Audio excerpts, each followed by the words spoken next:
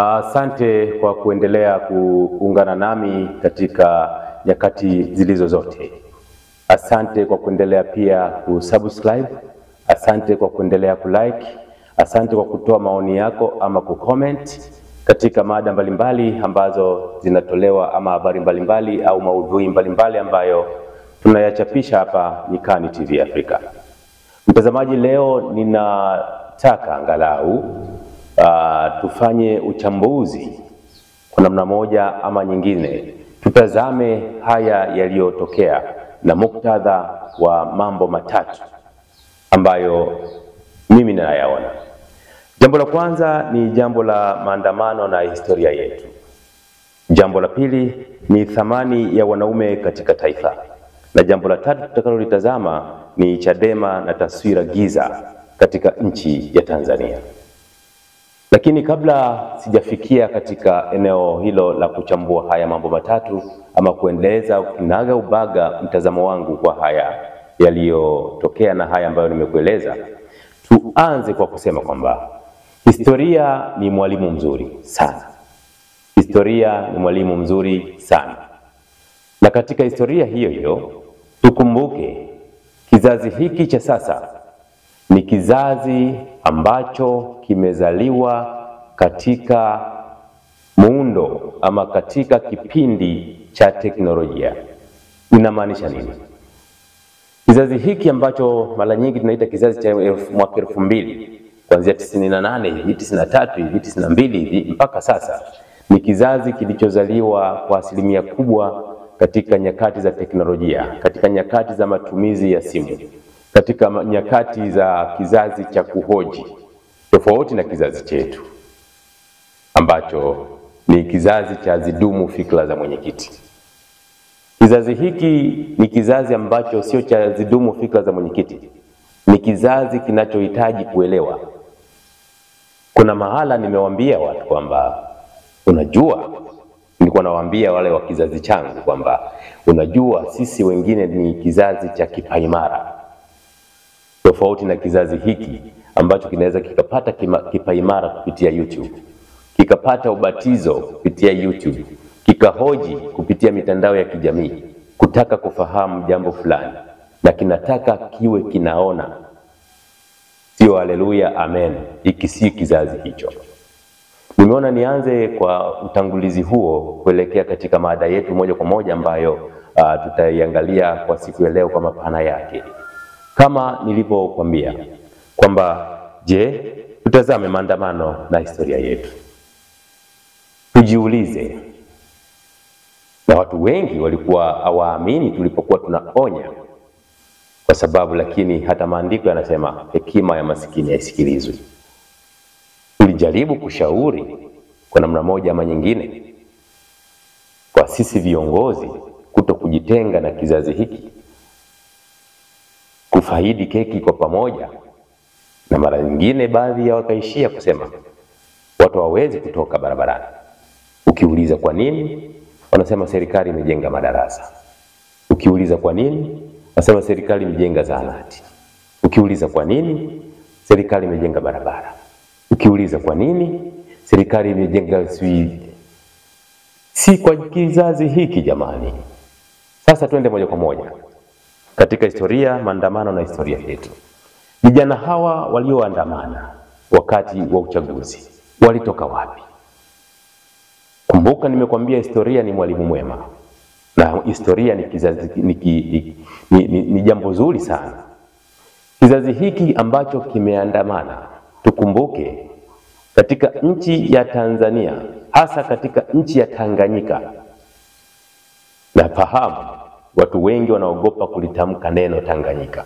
Watu wengi wanaogopa kutamka neno ya nchi yao ya Tanganyika. Tukumbuke Tanzania ni muungano wa nchi mbili, Tanganyika na Zanzibar. Sasa nazungumzia kizazi cha Tanganyika ambacho kilitoka juzi. Kilitoka wapi? Hiki ni kizazi cha kina Mkwawa. Hii ni damu ya asili. Hiki ni kizazi cha kina Kinjekitile Ngwale. Hiki ni kizazi cha kina nani? huko Arusha walikuwa kina nani, akina Mangi Meza. Hiki ni kizazi cha mashujaa wa Afrika, mashujaa wa Tanganyika. Kwa nini mashujaa hawa na wengine wote ambao nimewataja na wengine wote ambao walihusika katika kupigania Tanganyika yao kwa namna moja ama nyingine? Jambo kubwa lilikuwa ni kukataa kudharaulika. Naomba tuelewane vizuri hapo.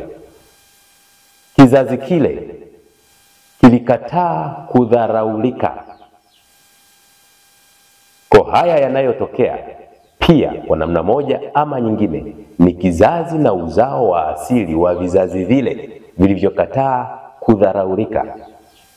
Kizazi hiki yawezekana kinaona sisi viongozi tunakidharau. Tunakidharau katika jambo gani? Yawezekana hatusikilizi hoja zao, na wakitoa hoja zao labda tunawakamata kwa namna moja ama nyingine, ama tunawafunga midomo. Yawezekana hatuwapi ajira, yawezekana sisi tunatanua kuliko wao, na kizazi hiki kinaona yawezekana hatutendi haki. Ingawa neno haki pia kwa Tanganyika limekuwa gumu sana kwa sisi viongozi kulitamka, wakiwemo baadhi ya viongozi wa dini. Kizazi hiki kinahitaji kuona haki. Kwa mfano, si kwa ubaya, nitolee mfano tu. Kwa mfano, kabila la Wanyakyusa. Kabila la Wanyakyusa sisi hatupendi dharau. Niko tayari kulala njaa, lakini si kunidharau kwa sababu ya hela zako au kwa sababu ya cheo chako. Siko tayari. Na mfano mzuri ni ndugu wakili Boniface Mwabukusi. Boniface anaungwa mkono na 90% ya wana wa Mbeya ama Wanyakyusa wa Mbeya ama watu wa Mbeya, kwa sababu ule ujasiri wake ndio asili ya Wanyakyusa, ndio asili ya Wanyakyusa wa Mbeya. Kwa sababu unaweza kuwepo Wanyakyusa wengi tu, lakini mwingine hata kujua tu lugha yake anaona ni aibu. Watu wanasiku hizi wanaona eti aibu kujua lugha nyumbani kwao. Na mimi nawaonea aibu wao kwa sababu si kizazi chetu. Hili ni jambo ambalo nimeona kwamba nizungumze katika yale matatu ambayo kwamba maandamano na historia yetu. Hii ni historia, na tukumbuke, niweke wazi tu kabisa jambo hili. Mambo haya hayawezi kuisha kirahisi kama nimetoa juzi vitu vya kufanya. Kama sisi viongozi hatutakuwa watenda haki, mambo haya hayaishi kirahisi. Kama sisi viongozi tutawaacha nyuma watu kufaidi keki ya taifa, mambo haya yatakuwa na kigugumizi au kakasi. Kwa hiyo ni vizuri sana kama sisi viongozi tujifunze kutenda haki inayoonekana. Tujifunze kutokudharau watu. Tujifunze kuwa waadilifu na watu waone, yani kizazi hiki kione kwamba kweli sisi ni waadilifu. Mambo haya yanaweza kupoa. Lakini dunia ya sasa, dunia ni kiganjani, dunia ni kijiji. Watu wanaona vitu vingi kweli kweli. Kwa hiyo asili pia tusisahau, haya yanapotokea asili ya Watanganyika ni nini? Ni kutopenda kudharauliwa. Na hata kwa kina Mkwawa na wenzake, kudharauliwa ndio ilikuwa ni moja ya kitu ambacho walikipinga hata kufa. Jambo la pili ni thamani ya mwanaume katika taifa. Hili nimeona niliweke katikati kwa sababu tunaona vitu vinavyoendelea. Na jamii hii inaona vitu vinavyoendelea. Mimi nimekuwa mtetezi wa watoto wa kiume siku zote za maisha yangu. Kwa nini? Si kwa sababu nina watoto wa kiume wengi, hapana. Au mimi kwa sababu tu ni mwanaume, hapana. Bali mtazamo pia katika uhalisia. Leo hii jana wabunge wameapishwa katika Bunge la Jamhuri ya Muungano wa Tanzania. Walio wengi ni kupitia Chama cha Mapinduzi. Yako makundi maalum yaliyo mengi. Wako wa kuteuliwa, wako wa kuchaguliwa, wa viti maalum wanajiita wanawake au viti maalum vijana, viti maalum walemavu sijui, viti maalum wanawake katika mikoa. Unajiuliza, Thamani ya kijana wa kiume iko wapi? Thamani ya mwanaume wa Kitanzania iko wapi? Kwa sasa hivi bunge lina jambo gani zaidi ya kwenda kutafuna keki ya taifa? Kwa sababu hata bunge lisipokuwepo, au yani hata wabunge wasipokuwepo, serikali inaendelea kufanya kazi tu. Bunge kwa sasa kwa Tanzania ni sehemu ya kula matunda ya uhuru. Nchi yetu ilipata uhuru mwaka 1961, kwa sasa ni kula matunda ya uhuru. Kwa nini tusiwape nafasi pia vijana wa kiume ama wanaume kila mkoa nao wakawa na wawakilishi wao wa viti maalum, kama tunavyosema kwamba wawakilishi hao ni wa wanawake? Nadhani jambo hili pia litazamwe. Kizazi hiki si kijiji cha watu wajinga. Nimesema hiki si kizazi cha haleluya amen. Hiki ni kizazi cha kuhoji. Ni kizazi chenye uelewa wa upeo wa juu. Hilo ni jambo la pili kwa uchache. Jambo la tatu, Chadema na taswira giza Tanzania.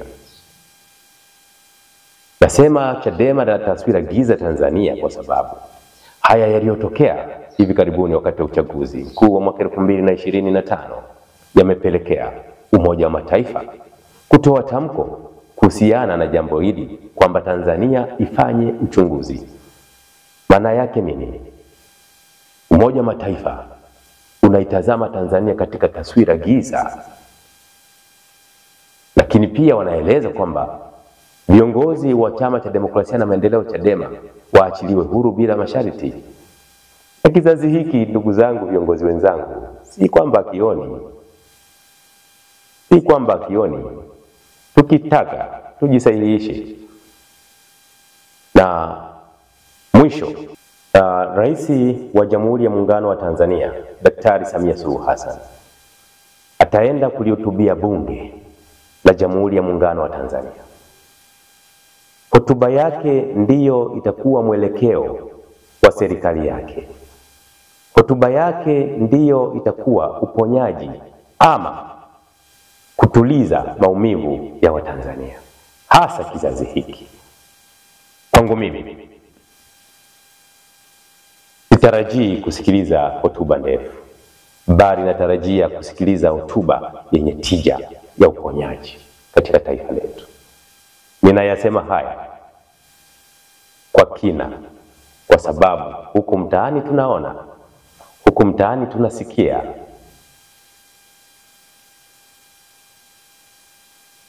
Ninaomba Mungu ampe hekima kubwa sana Mheshimiwa Rais Daktari Samia Suluhu Hassan katika hotuba yake.